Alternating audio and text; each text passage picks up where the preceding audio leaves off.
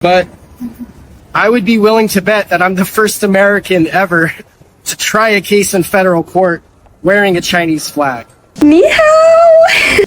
But why didn't we have such a wonderful feeling of being connected before?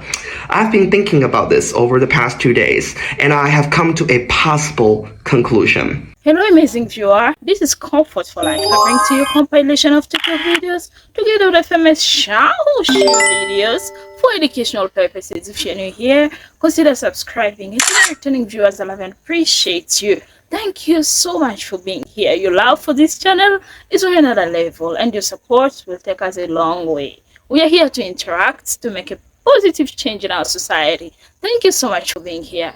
Enjoy today's video. I came across this video on my Explore For You page on Rednote, and I decided to bring it here. Watch this video and let me know what you think. Hi friends, today's a really special day. I've been looking forward to this for a long time. I'm trying a case today in federal court. And ever since I've been on Rednote, I've made so many amazing friendships. I've met a lot of amazing people, and I feel really optimistic about the relationship and the friendship between the United States and China. Every time I try a case in court, I wear the American flag. But today, as a sign of our new friendship, I'm gonna wear a Chinese flag in court. Now, this might not seem like a big thing, but I would be willing to bet that I'm the first American ever to try a case in federal court wearing a Chinese flag. And so even though this is a small flag, inside the court, it's gonna speak very loudly. And I feel very proud and I feel honored to wear this today. So again, I just want to thank all of you for these last couple weeks. It's been amazing. I've learned so much about your culture, and I feel really, really good about our relationship in the future. Wish me luck. What you've seen, this is a real federal court. It's not fake. I checked his page and that's what he does for a living. So as a Chinese watching this, what does it mean to you? And how does it make you feel? And also as an American watching this, what does it mean for your country? Two flags, American and Chinese, among other things that Americans are doing as a way to pay respect to the kindness that Chinese are showing to them, which also includes taking Chinese names. I felt that this is the highest form of respect you can ever pay to someone. God. Everyone, we are in the bathroom right now. We would just like to say we apologize for the late upload, and I know it's close to 3 a.m. in China, but we would love to speak with you guys more thoroughly about our love for you. Yes, and since we're trying to respect the culture, we are going to get our own Chinese names. So that is a video that we are going to be posting later today. Okay, thank you. And you can also take a chance to teach us some Chinese, and we will teach you some English. We love you. Okay, bye. I'm over here on Rednote getting love. Excuse me. It's not Rednote no more. It's Xiaohongshu. I'm over here on Xiaohongshu, and now I got a Chinese nickname. Look, you are so handsome, I can give you a Chinese name called, and then there's this Chinese letters. Well, let's go see what this means. I love it anyway. I popped it in the translate, and it said, you are so handsome, I can give you Chinese name called this. Well, let's see what that means. Li Kui Seger. Name called Li Kui, part of the Li family. Li Kui. Li Kui Seger. I like it. Let's see what that means. Ooh, Li Kui is a fictional character in the water margin of the 4 great classical novels in Chinese literature. Nickname, Black Whirlwind. Wait. Seger means sea fighter. So I'm the Black Whirlwind sea fighter. They named me after this guy. Li Kui, Iron Ox Lee. Listen, I have never been so honored on a social media app. Xiaohongshu, ni hao. What? That's love over there. Listen, y'all can have this. For a long time, for the longest time, English has been the mode of communication. Every time you do something on social media, they will tell you speak in English, add English subtitles.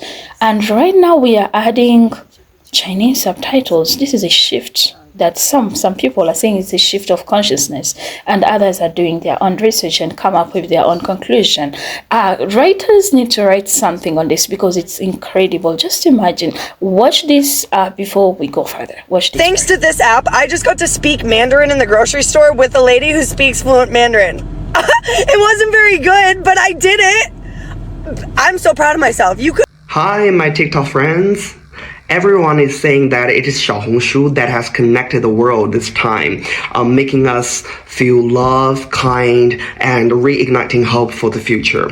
I think this is all correct. But actually before TikTok, there have always been applications like Facebook, Instagram, or YouTube, among all other things, have millions of global users, including many Chinese, myself included. But why didn't we have such a wonderful feeling of being connected before? I've been thinking about this over the past 2 days, and I have come to a possible conclusion. You know, Xiaohongshu is the very first application where Chinese is the mainstream language that you as English native speaker or second language speakers have ever used. So you've suddenly entered an internet world filled with a large number of real Chinese living in China. So I guess many of you are seeing China like this for the very first time in your life. So when you are touched by this genuine kindness and welcome from China, I believe it must be stunning. You've been thanking us for welcoming you, but you know what, my TikTok friends, it's you we should really thank, because it's because of your brave arrival that has made all these amazing connections happen. So this is truly wonderful, breaking through all the barriers and communicating directly. I really like this. So thank you. Watching this video, is it just me, or does it feel like we are experiencing a global shift in consciousness together? A lot of Americans left comments on my last video saying that they came to Xiaohongshu to find the truth for themselves. It's like China is helping them wake up. At the same time, for us Chinese, we are finally able to share our authentic and amazing culture with the wider world and have our voices heard, like setting the record straight on why it's Chinese New Year, not Lunar New Year. Everything happened so fast last week. It feels like there is an invincible force pushing things forward in a positive way. It also gives me the vibe of a global unity forming before an upcoming significant challenge facing humanity, like AI storm or aliens. I don't know. Let me know in the comments if you feel the same or tell me what you think. Anyway, this is just a random thought I wanted to share with you. And to those TikTok users who still chose to stay even after TikTok came back, your presence matters. Before your arrival, Xiaohongshu was always my go-to platform for learning, growth, and self-awareness. I've discovered so many life hacks, mindsets, and amazing products that have helped me level up in my own life. I hope you do too. Now you have brought a new wave of energy and perspectives to Xiaohongshu. I can already imagine how amazing things we can achieve together. Let's keep this positive momentum going in 2025. Let's continue to share and grow together. By the way, I'm a Cantonese living in Shanghai. If you want to know what life is like for a middle-aged girl in Shanghai, follow me for more. Bye! Okay, I'm not sure whether I'm the first person to bring this up. You've all been here for a while now and calling yourself refugees. Honestly, we weren't 100% sure what to expect. But then you showed up, polite, curious, and, well, sometimes a little cheeky. But you know what? You've actually made me proud. Not just of you, but of my own culture and race. I mean, you've all been trying to speak Chinese. Thank you for the laughs, by the way. Cooking our dishes in a very creative way and even thinking about visiting China. Watching all of this has made me realize how cool our culture really is. So thank you for that. And here's what I've noticed. The more we get to know you, the more I realize we are not that different. Okay, I'm not sure whether I'm the first person to bring this up. You've all been here for a while now and calling yourself refugees. Honestly, we weren't 100% sure what to expect. But then you showed up. Polite, curious, and, well, sometimes a little cheeky. But you know what? You've actually made me proud. Not just of you, but of my own culture and race. I mean, you've all been trying to speak Chinese. Thank you for the laughs, by the way. Cooking our dishes in a very creative way and even thinking about visiting China. Watching all of this has made me realize how cool our culture really is. So thank you for that. And here's what I've noticed. The more we get to know you, the more I realize we are not that different. Dads with babies, happy wife, happy life. Turns out that's a global survival tip, not just a Chinese one. Of course, we've all got our own struggles. Rent, bills, work, family, health, you name it. But somehow it feels just a little easier knowing we are all in the same boat. I guess sometimes we get so caught up in our own little world that we forget to appreciate the good stuff we already have. So I hope you enjoy your time here as much as I do. Hope what you see here gives you something to laugh about, and maybe even reminds you of the good things in your own life. Thank you for being here. Americans are now obsessed with Chinese, and Chinese on the other hand are obsessed with them. Like, it's amazing to see the kind of bond that they have created, not only between them, but also the world has been connected. I am not an American. I live in Kenya, but I decided to join Rednote because I used to follow Americans on Rednote on TikTok. So when they went to Rednote, I wanted to see them on my For You page. So I decided to join Rednote. And also I realized Canadians are there, people from France, there are people speaking French with Chinese subtitles. There are people speaking Spanish. There are people with every different language. Like, it's amazing to see the kind of bond that Americans have been able to create. They have broken walls that has been separating people due to language. Like, I resonate, and I want to also base my point on the person who said, why is that we never had this connection before, while we had all these other platforms? But yeah, I will emphasize that point that says that he said that it's because of the language, because all the time we used to communicate in English, and everyone knew that was the only way we could communicate when you are on social media.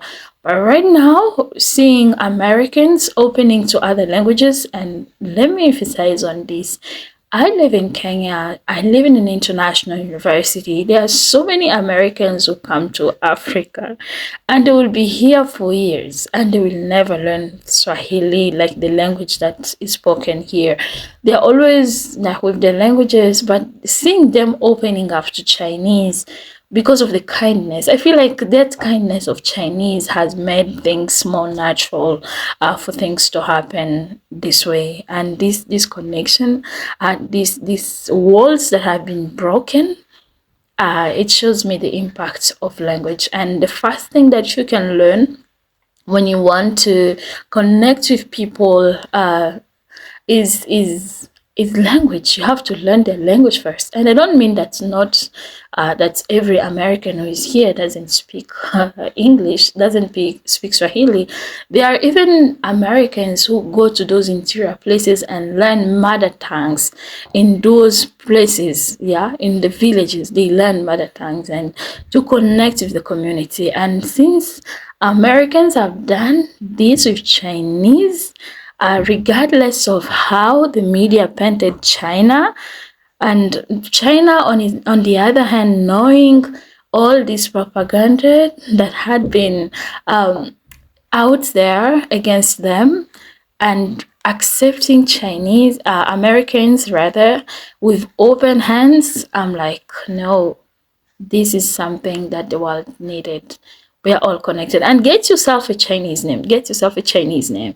It's my homework. I have to find a good Chinese name that really resonates with what is happening right here, because I need a good name. I need a good name.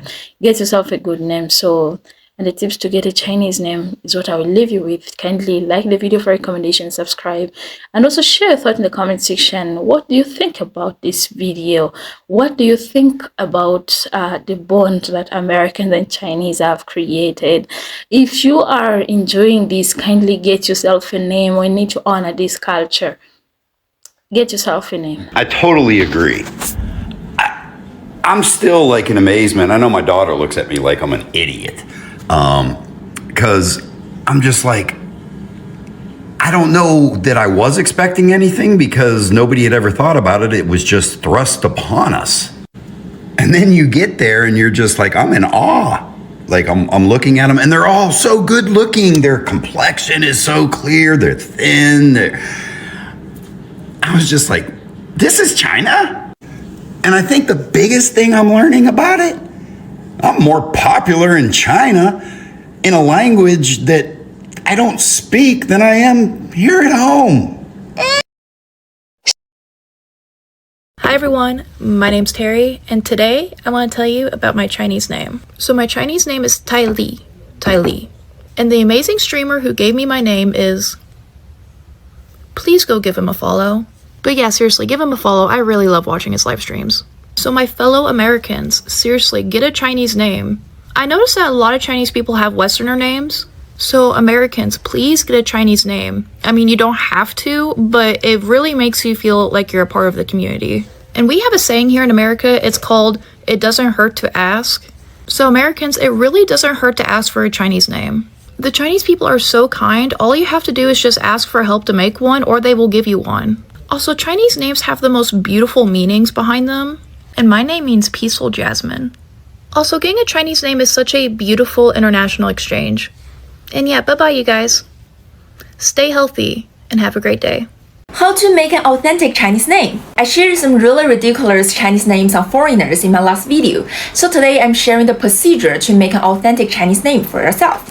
First, define your goal. Be very clear of the meaning and characteristics that you want to be identified in your name. Second, pick only one word homophonically with your English family name to be your Chinese surname. Check the Chinese book of 100 family surnames to ensure the word you choose is regarded as a surname. For example, your name is Donald Trump. The word Chuan pronounces similar to Trump, but Chuan refers to a place, Sichuan, not a surname. By the way, we call Donald Trump Chuanpu in Chinese, literally meaning Mandarin spoken with a Sichuan accent. Third, you need to choose only one or two words for your first name. Try to engage the goals you've already defined in the first step. And remember, don't pick the name same with a celebrity. Finally, ask a Chinese native speaker to polish for you. It's a lifelong decision. Take your time. Leave your name and characteristic in the comment. I'll pick some to make authentic Chinese name for you. I'm glad you watched this extent. Thank you so much for supporting Comfort for Life. And also, like the video for recommendation, subscribe to the channel. If you love the content, why don't you interact with the content and also support the channel if these are the kind of videos that align with your belief? So kindly support the channel through the thanks button, super thanks down there. Kindly support the channel to see this beautiful face over and over again with good setup. Thank you for being here. I appreciate you.